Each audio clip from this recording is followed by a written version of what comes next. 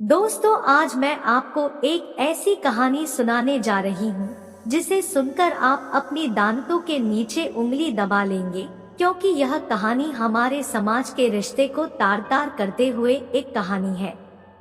यह बात उस समय की है जब बेटी अनु की तबीयत खराब होने की वजह से अनु की मां सुनीता ने अपनी बेटी और दामाद को अपने घर बुला लिया और कहा, जब तक मेरी बेटी की तबीयत ठीक नहीं हो जाती है तब तक तुम दोनों यहाँ आकर मेरे साथ रहो। मनोज ने अपनी सास की बात मानकर अपनी पत्नी अनु के साथ अपनी ससुराल में रहने लगा और वहाँ पर अनु की तबीयत ठीक होने की वजह और खराब होने लगी।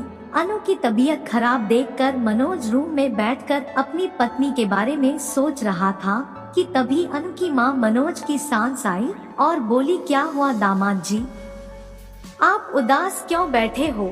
तब मनोज ने कहा, कुछ नहीं, बस ऐसे ही बैठकर अनु की तबीयत के बारे में सोच रहा हूँ। मनोज की सास ने मनोज से कहा, तुम परेशान मत हो, सब ठीक हो जाएगा। तभी मनोज बोला, सासू माँ, अनु को आप अपनी तरह ही फिट रखा करो, देखो आप इस उम्र में भी कितनी फिट रहती हो।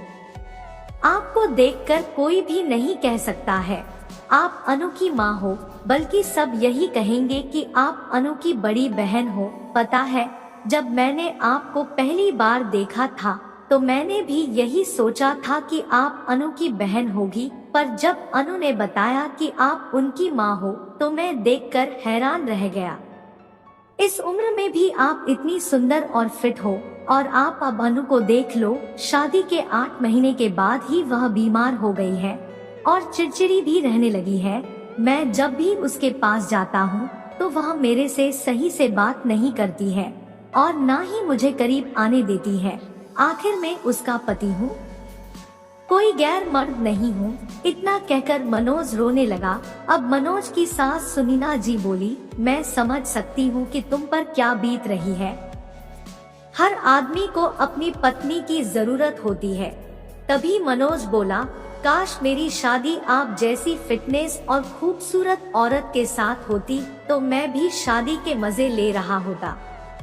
अब मनोज की सास बोली, अब भी ले सकते हो मेरे से मजे, वैसे भी मैं तुम्हें पसंद हूँ और अगर तुमने मेरी बेटी से शादी ना की होती तो मैं ही तुमसे शादी करती। अपनी सासू माँ की यह बात सुनकर मनोज एकदम सन्न रह गया और मुंह से कुछ नहीं बोला, जबकि उसकी सास बोले जा रही थी कि तुम भी वो लेने को चाह रहे हो और मैं भी वो पाने को चाह रही हूँ, हम दोनों की जरूरत एक ही है। अब क्या था, मनोज ने भी हाथ आगे बढ़ा दिया। मर्दों को तो थोड़ी धीर चाहिए होती है, बाकी काम तो वह खुद कर लेते हैं। उसी दिन से दामाद और सास का खेल चलने लग गया था। अब वह दोनों चोरी छिपे मिलने लगे, कभी साथ में बाजार जाते तो कभी साथ में गार्डन जाते। इसी तरह से दिन गुजरने लगे। अनु की तबीयत ठीक ना रहने के कारण वो अपने पति पर ज्यादा ध्यान नहीं देती थी और उधर सास और दामाद का खेल जारी था और दोनों ने चोरी छिपे शादी भी कर ली थी, जिसके कारण अब वो दोनों पति पत्नी भी बन चुके थे। एक दिन मनोज अपनी सास के साथ बैठकर रोमांटिक बातें कर रहा था। तभी अनु ने फोन करके कुछ जरूरी सामान मंगवाया तो मनोज ने कहा, ठीक है मैं ले आऊंगा। आलोक अपनी सास के साथ बात करने में इतना खोया हुआ था कि वह फोन काटना भी भूल गया था और ऐसे ही फोन अपने पास रख लिया और फोन चालू होने की वजह से अनु ने अपने पति और माँ की बातें सुनने ली और कॉल को रिकॉर्डिंग पर भी लगा दी। उसका पति मनोज कह रहा था कि आपके बिना रहा नहीं जाता और उसकी माँ भी यही कह रही थी कि तुम कब अनु को हमारी शादी के बारे में बताओगे। तब मनोज ने कहा, मैं जल्द ही बता दूंगा।